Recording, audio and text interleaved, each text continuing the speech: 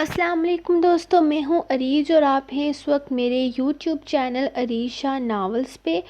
آج ہم ریڈ کرنے جا رہے ہیں ناول جنونیت کی ایپیسوڈ نمبر 53۔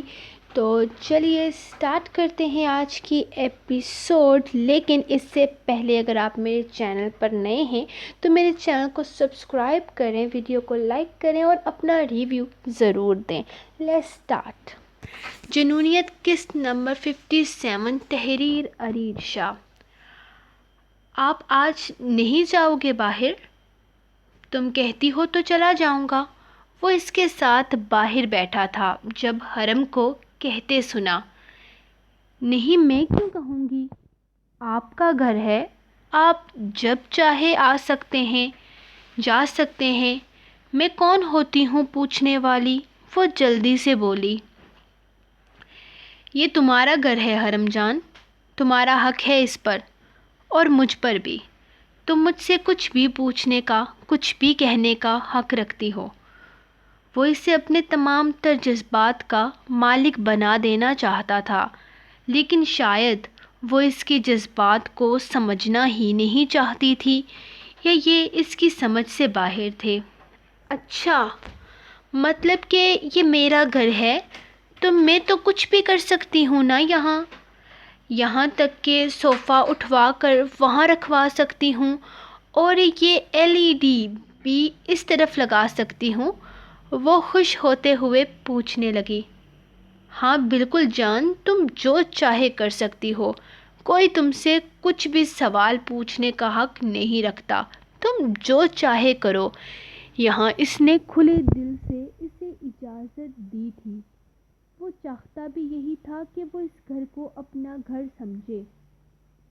تو پھر اٹھیں، یہ صوفہ آپ رکھیں گے اور یہ LED اتار کر اس دیوار پر لگائیں گے۔ وہ فوراً اٹھ کر کھڑی ہو گئی تھی۔ مطلب یہ سب کچھ میں کروں گا؟ وہ اسے حکم دے کر خود چھوٹے سے لکڑی کے میز پر بیٹھ گئی تھی۔ کیوں آپ نہیں کر سکتے کیا؟ ابھی تو آپ کہہ رہے تھے کہ آپ پر اور آپ کے گھر پر میرا حق ہے، تو پھر تو آپ سے بھی اپنی ہر بات منوا سکتی ہوں نا؟ وہ اسے دیکھ کر سوال کرنے لگی۔ ہاں جان، تم جو کہو گی میں کروں گا، لیکن یہ سب کچھ میں اکیلے کیسے کروں گا؟ تمہیں میری ہیلپ کرنی چاہیے، یہ صرف ہم دونوں مل کر کر سکتے ہیں۔ وہ اسے فارغ نہیں بیٹھنے دینا چاہتا تھا۔ میرے ویرو کہتے ہیں کہ میں بڑے کام نہیں کر سکتی، میں چھوٹی ہوں، اور یہ تو بہت بڑا ہے، میں کیسے کروں گی؟ وہ معصومیت سے بولی جب دروازے پر دستک ہوئی۔ اب کون آ گیا؟ عظمیٰ تو رات کو آئے گی نا؟ وہ بھاگ کر اس کے پیچھے چھپی تھی، جبکہ وہ مسکرا کر دروازہ کھول چکا تھا۔ سامنے ہی سیام ہاتھ میں کچھ کاغذات پکڑے کھڑا تھا۔ تمہارا کام کر دیا ہے میں نے، اب تم مجھے اپنے ہاتھ کی مزیدار سی چائے پلا دو۔ وہ حرم کے سر پر ہاتھ رکھتے ہوئے صوفے پر بیٹھنے ہی لگا تھا کہ پیچھے سے یہ شام بول پڑا۔ ہاں کیوں نہیں، چائے تو تمہیں ضرور دوں گا، لیکن پہلے حرم گھر کی تھوڑی سیٹنگ چینج کروانا چاہتی ہے تو اس میں میری ہیلپ کرو۔ وہ اس کے بیٹھنے سے پہلے کہنے لگا۔ جی سیام سر، آپ بالکل صحیح وقت پر آئے ہیں، ورنہ شام سر کو نا یہ سب کچھ اکیلے کرنا پڑتا۔ حرم نے بھی بیچ میں بولنا اپنا فرض سمجھا تھا۔ تم اس بیچارے سے اکیلے یہ سب کچھ کروانے والی تھی؟ یہ نہیں کہ تم خود اپنے شوہر کی تھوڑی مدد کروا دو؟ سیام نے یہ شام کی مدد کرتے ہوئے اس سے کہا تھا۔ میں کیسے کروا سکتی ہوں مدد؟ میں تو چھوٹی ہوں نا، اور یہ صوفہ کتنا بڑا ہے؟ اس نے ایک بار پھر سے معصومیت سے شکل بنائی تھی۔ ہاں یار، یہ تو واقعی بہت چھوٹی سی بچی ہے۔ تو کیا اس معصوم بچی کو چائے بنانی آتی ہے، یا یہ کام بھی ہم بڑوں کو ہی کام کرنے کے بعد خود کرنا پڑے گا؟ سیام نے پوچھنا ضروری سمجھا تھا۔ مجھے پینی آتی ہے، اس نے گویا بات ختم کی تھی۔ سیام تو اسے دیکھ کر رہ گیا، جبکہ یہ شام کو اپنی معصوم سی بیوی پر بہت پیار آ رہا تھا۔ تو یہ کام کروا دے، چائے میں تجھے خود اپنے ہاتھوں سے بنا دوں گا۔ اور حرم کے پیپرز لے آیا تو وہ کام کرتے ہوئے اس سے پوچھنے لگا تھا۔ ہاں بالکل میں لے آیا ہوں، اور کل سے حرم کلاس بھی جوائن کر سکتی ہے۔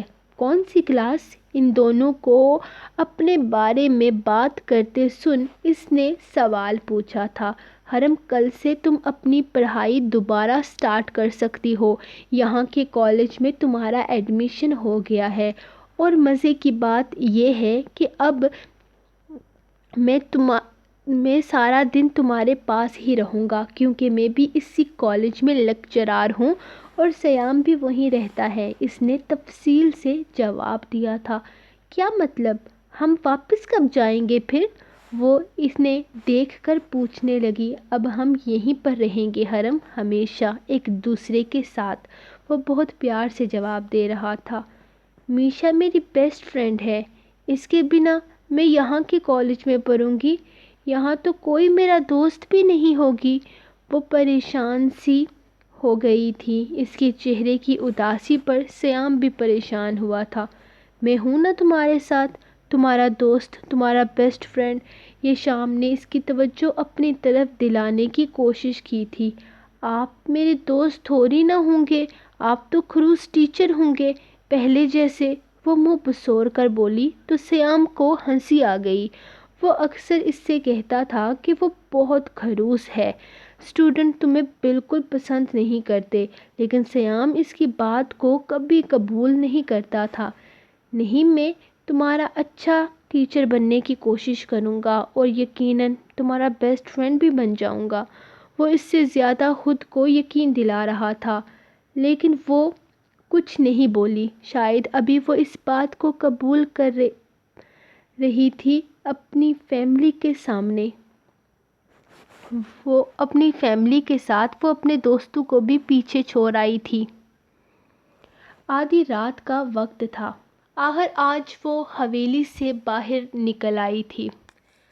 حویلی سے باہر قدم نکالتے ہوئے اس کے دماغ میں بہت ساری چیزیں تھیں، اس کے باپ کی پگڑی، اس کے بھائیوں کی عزت، بہت کچھ روند کر جا رہی تھی۔ وہ اپنی زندگی کی خوشیوں کی خاطر وہ اپنے باپ بھائی کو رسوا کر کے جا رہی تھی، اس کا انجام بھی وہ بہت اچھے طریقے سے جانتی تھی۔ آخر زندگی میں کچھ بھی کسی بھی مقام پر اپنے باپ بھائی کو ملی تو وہ اسے زندہ نہیں چھوڑیں گے، یا شاید ہی ان لوگوں کو کبھی ان پر ترس آ جائے۔ آخر وہ اپنے باپ کی لاڈلی تھی، لیکن اس کو یہ قدم اٹھانے پر مجبور بھی تو وہی لوگ کر رہے تھے۔ وہ اس کی شادی ایک ایسے شخص کے ساتھ کروا رہے تھے جس کی نظر میں عورت ذات کی کوئی اہمیت ہی نہیں تھی، اس کے لیے عورت کا ہونا نہ ہونا کوئی معنی نہیں رکھتا تھا۔ ایسے شخص کے ساتھ وہ اپنی زندگی کیسے برباد کرتی؟ اسے ایک عزت کرنے والا ہمسفر چاہیے تھا۔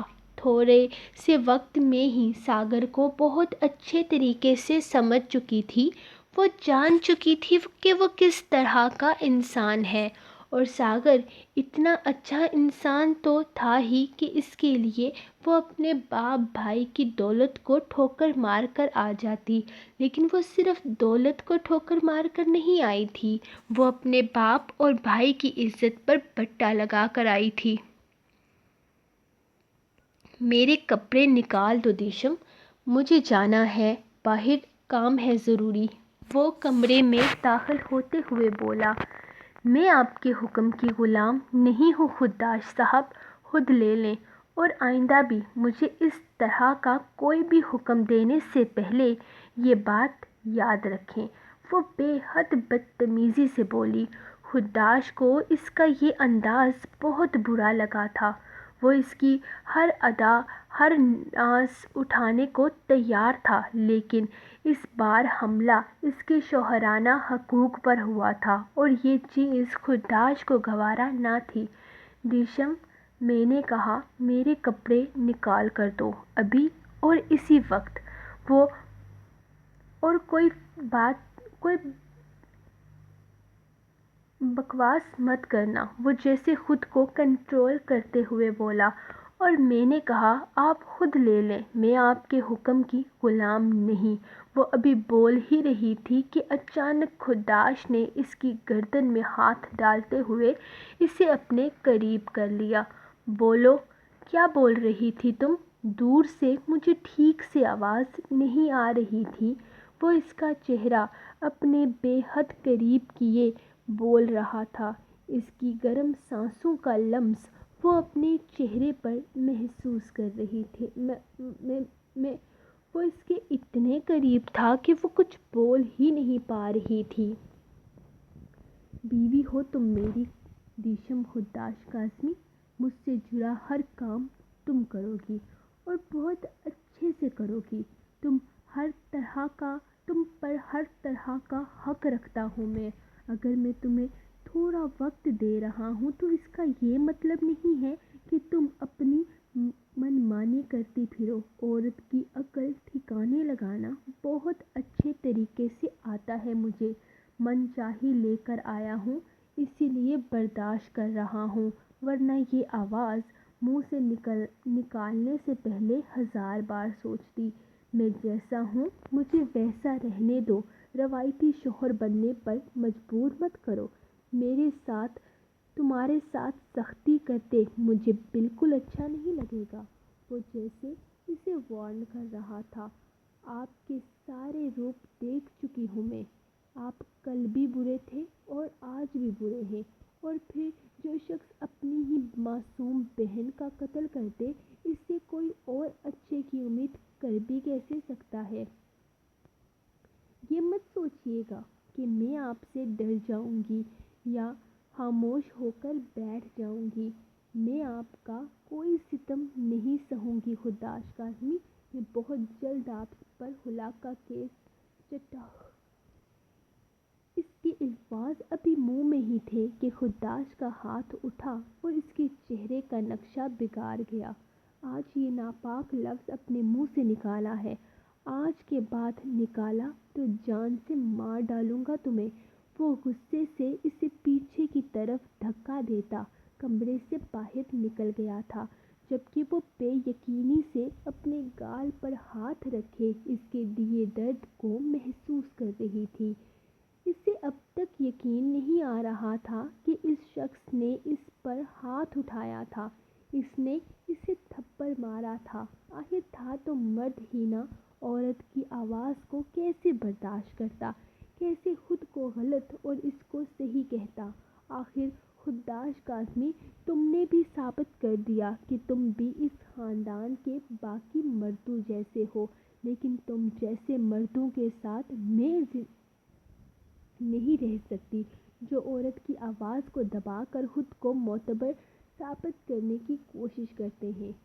اور وہ فیصلہ کرتے ہوئے اٹھی تھی اور اب وہ سیدھی دادا جان کے کمرے کی طرف جا رہی تھی۔ وہ کوئی ان پر گوار عورت نہ تھی جو چپ چاپ شوہر کی مار کھاتی اور منہ بند کر کے سب کچھ برداشت کرتی۔ اسے اپنے لیے لڑنا تھا۔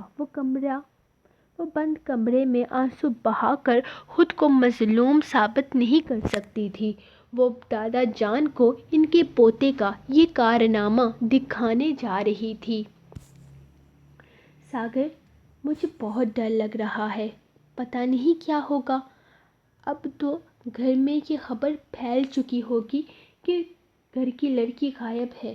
پتہ نہیں سب لوگ میرے بارے میں کیا سوچ رہے ہوں گے، حویلی میں کیا ہو رہا ہوگا، کہیں بابا جان اماں کو نہ کچھ کہیں۔ مجھے یقین ہے وہ لوگ ہماری تلاش میں نکل چکے ہوں گے۔ وہ بہت زیادہ ڈری ہوئی تھی، جبکہ ساگر اسے سمجھانے کی کوشش کر رہا تھا۔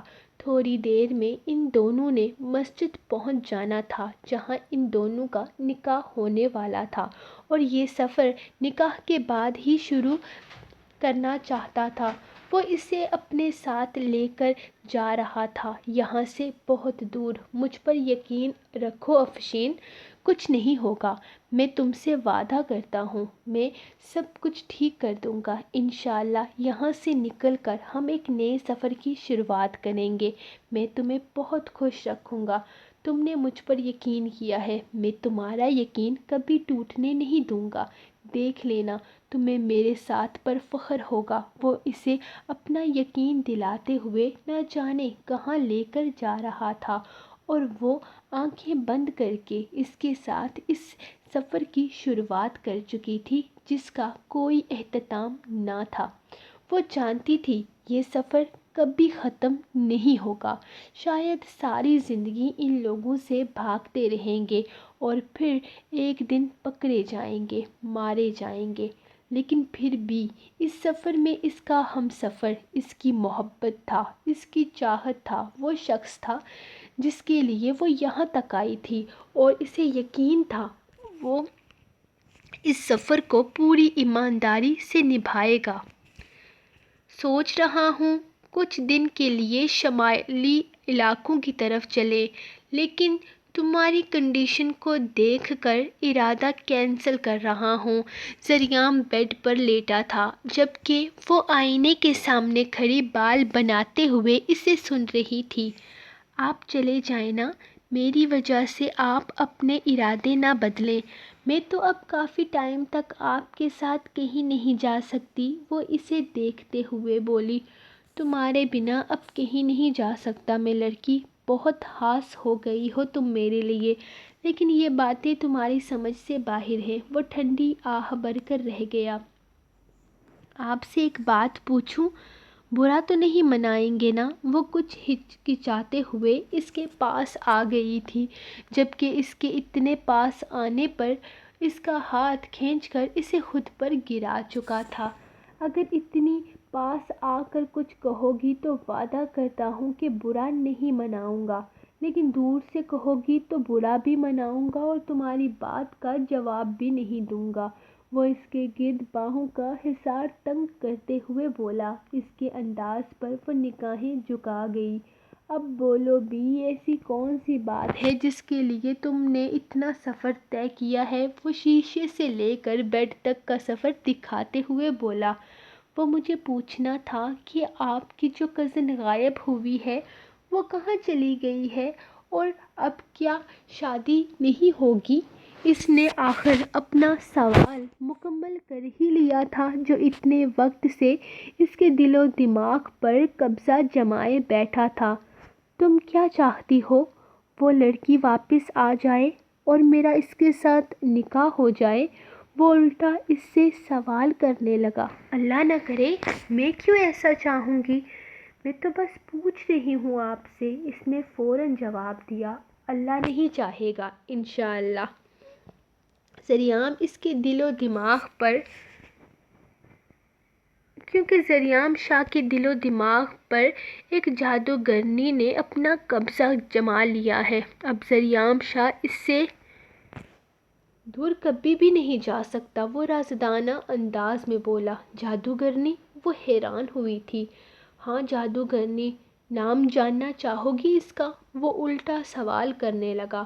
امایا نے فوراً اس بات میں گردن ہلائی تھی۔ اس کا نام امایا ذریعہ شاہ ہے، بہت چالاک جادوگرنی ہے، ایسا اثر دکھاتی ہے اپنے جادو کا کہ سامنے والا چاروں شانے چت ہو جاتا ہے۔ وہ مزے سے اسے بتا رہا تھا۔ جی نہیں، میں کوئی جادوگرنی نہیں ہوں، میں عام سی انسان ہوں جیسے یہ تک نہیں پتا کہ اس کی زندگی میں کیا ہونے والا ہے۔ وہ اس کے سینے پر سر رکھتے ہوئے بولی تو ذریعہ مسکرا دیا۔ لیکن میں جانتا ہوں کہ تمہاری زندگی میں آگے کیا ہونے والا ہے۔ تمہاری زندگی میں بہت ساری خوشیاں آنے والی ہیں جس میں ہم دونوں ایک دوسرے کے ساتھ ہوں گے۔ ہمارا ایک پیارا سا بچہ ہوگا جو ہم دونوں سے بہت پیار کرے گا، اور ہماری پیاری سی جنت ہوگی جس میں ہم دونوں ایک دوسرے کے ساتھ ہوں گے۔ وہ اس کا سر اپنے سینے پر رکھے آہستہ آہستہ بول رہا تھا، جبکہ وہ خاموشی سے اسے سن رہی تھی۔ اس کی باتیں اسے اچھی لگ رہی تھی کیونکہ آنے والے وقت سے وہ دونوں بے خبر تھے۔ زندگی کب کیا روپ اختیار کر جائے بھلا کون کہاں جانتا تھا۔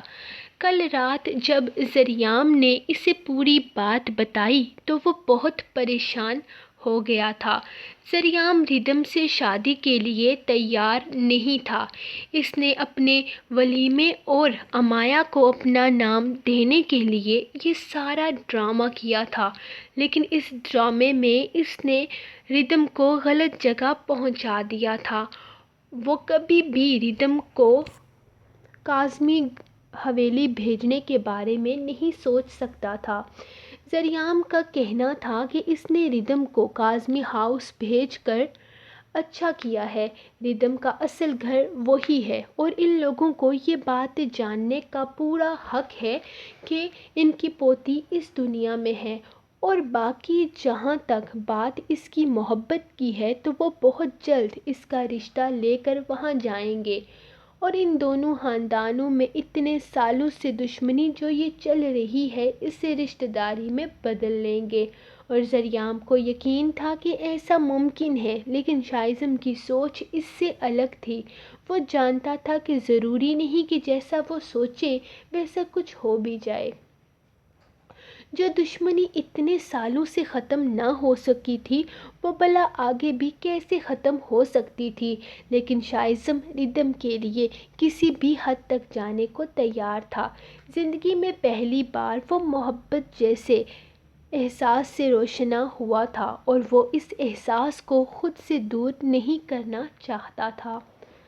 سو گائز، یہ رہی آپ لوگوں کی آج کی ایپیسوڈ۔ ریویو کمنٹ سیکشن میں دیں یا فیس بک گروپ پر دیں۔ چینل کو سبسکرائب کریں، ویڈیو کو لائک کرنا نہ بھولیں۔ ملتے ہیں نیکسٹ ایپیسوڈ میں، تب تک کے لیے اجازت، اللہ حافظ۔